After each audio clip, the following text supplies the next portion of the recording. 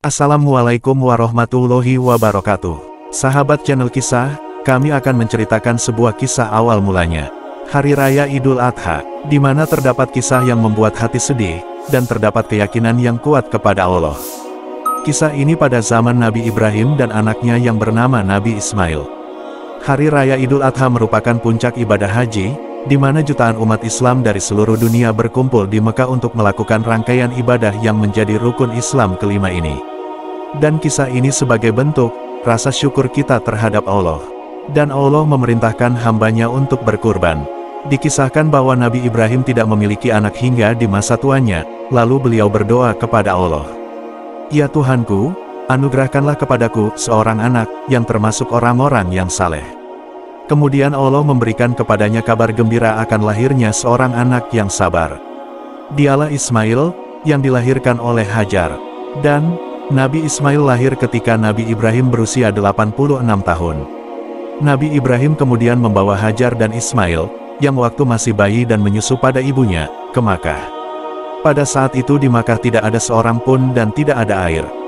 Nabi Ibrahim meninggalkan mereka di sana beserta gerabah, alat-alat dapur untuk masak-memasak dan sebagainya yang dibuat dari tanah liat yang kemudian dibakar yang di dalamnya terdapat kurma serta bejana kulit yang berisi air. Setelah itu Nabi Ibrahim berangkat dan diikuti oleh Hajar seraya berkata, "Wahai Ibrahim, kemana engkau hendak pergi? Apakah engkau akan meninggalkan kami sedang di lembah ini tidak terdapat seorang manusia pun dan tidak pula makanan apapun?" Pertanyaan itu diucapkan berkali-kali, namun Nabi Ibrahim tidak menoleh sama sekali, hingga akhirnya Hajar berkata kepadanya, "Apakah Allah yang menyuruhmu melakukan ini?" "Iya," jawab Nabi Ibrahim, "kalau begitu kami tidak disia-siakan." Dan setelah itu Hajar pun kembali, Ibrahim pun berangkat sehingga ketika telah jauh sampai di Samiyah, beliau pun menghadapkan wajahnya ke Baitullah dan berdoa. "Ya Tuhan kami, sesungguhnya aku telah menempatkan sebahagian keturunanku di lembah yang tidak mempunyai tanam-tanaman di dekat rumah Engkau, Baitullah, yang dihormati. Ya Tuhan kami, yang demikian itu, agar mereka mendirikan salat, maka jadikanlah hati sebagian manusia cenderung kepada mereka dan beri rezekilah mereka dari buah-buahan, mudah-mudahan mereka bersyukur." Dan Hajar pun menyusui Ismail dan minum dari air yang tersedia.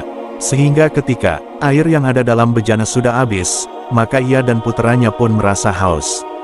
Lalu Hajar melihat puteranya merengek-rengek.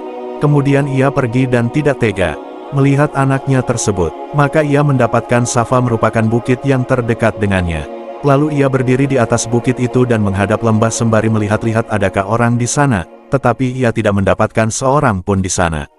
Setelah itu ia turun kembali dari Safa dengan susah payah sehingga sampai di lembah. Lalu ia mendatangi bukit Marwah lalu berdiri di sana seraya melihat-lihat adakah orang di sana. Namun ia tidak mendapatkan seorang pun di sana. Ia lakukan itu, berlari-lari antara bukit Safa dan Marwah, sebanyak 7 kali. Setelah mendekati Marwah ia mendengar sebuah suara. Ia pun berkata, "Diam." Maksudnya untuk dirinya sendiri. Kemudian ia berusaha mendengar lagi hingga ia pun mendengarnya. "Engkau telah memperdengarkan, adakah engkau dapat menolong?" Tiba-tiba ia mendapati malaikat di dekat sumber air Zamzam. Kemudian malaikat itu menggali tanah dengan tumitnya sehingga muncullah air. Selanjutnya Ibunda Ismail membendung air dengan tangannya dan menciduknya dan air bertambah deras.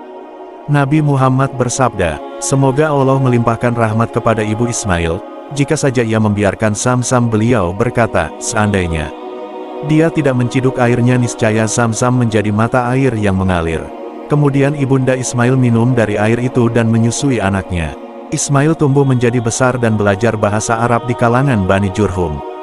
Hingga pada suatu hari, ayahnya, Nabi Ibrahim datang menjumpainya. Maka tatkala anak itu sampai pada umurnya, Ibrahim berkata, "Hai anakku, sesungguhnya aku melihat dalam mimpi bahwa aku menyembelihmu. Maka fikirkanlah apa pendapatmu." Nabi Ibrahim datang menjumpai anaknya untuk menyampaikan perintah Allah agar menyembelihnya. Tidak sedikit pun beliau bergeming, bahkan bersegeralah ketika Allah memerintahkannya.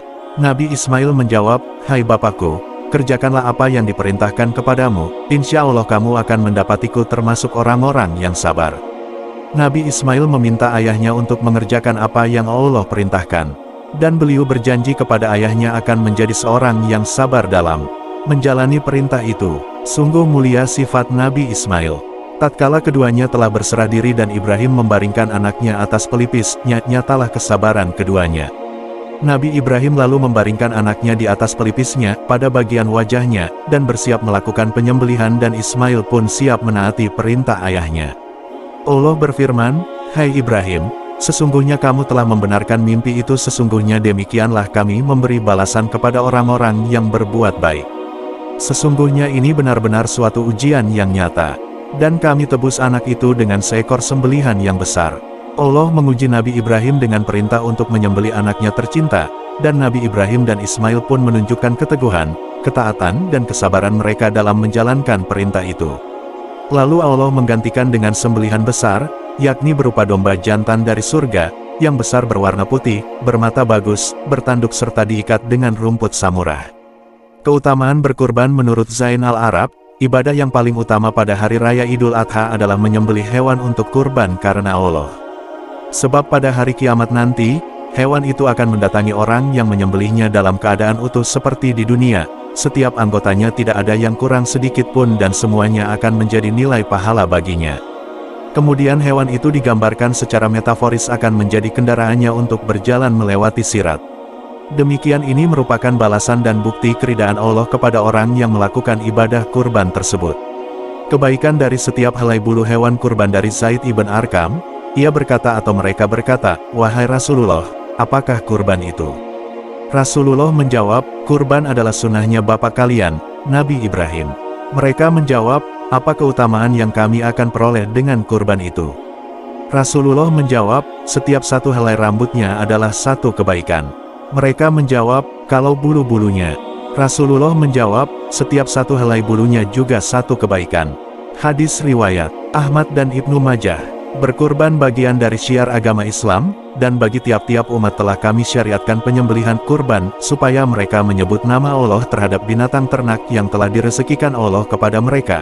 Maka Tuhanmu ialah Tuhan yang Maha Esa, karena itu berserah dirilah kamu kepadanya. Dan berilah kabar gembira kepada orang-orang yang tunduk patuh kepada Allah. Dalam sebuah hadits disebutkan bahwa orang yang sudah mampu berkurban, tetapi tidak mau melaksanakannya, maka ia dilarang mendekati tempat salat Rasulullah atau tempat majelis kebaikan lainnya. Berikut hadisnya, diriwayatkan dari Abu Hurairah, Rasulullah Shallallahu Alaihi Wasallam bersabda, "Siapa yang memiliki kemampuan untuk berkurban, tetapi ia tidak mau berkurban, maka sesekali janganlah ia mendekati tempat salat." Hadis riwayat Ahmad dan Ibnu Majah. Itulah kisah awal mula terjadinya Hari Raya Idul Adha, atau sebagai dikenal Hari Raya Berkurban, di mana Allah memerintahkan kekasihnya yang bernama Nabiullah Ibrahim untuk menyembelih anaknya yang bernama Ismail. Betapa ikhlasnya dan taatnya Nabiullah Ibrahim untuk menerima ketentuan yang Allah kabarkan ini. Dan banyak sekali hikmah yang terkandung dalam kisah ini. Allah mengantikan Nabi Ismail menjadi kambing yang besar. Semoga kita bisa mengambil pelajaran. Dan semoga kita bisa melaksanakan kurban. Dan semoga Allah menerima ibadah yang kita lakukan. Amin. Wassalamualaikum warahmatullahi wabarakatuh.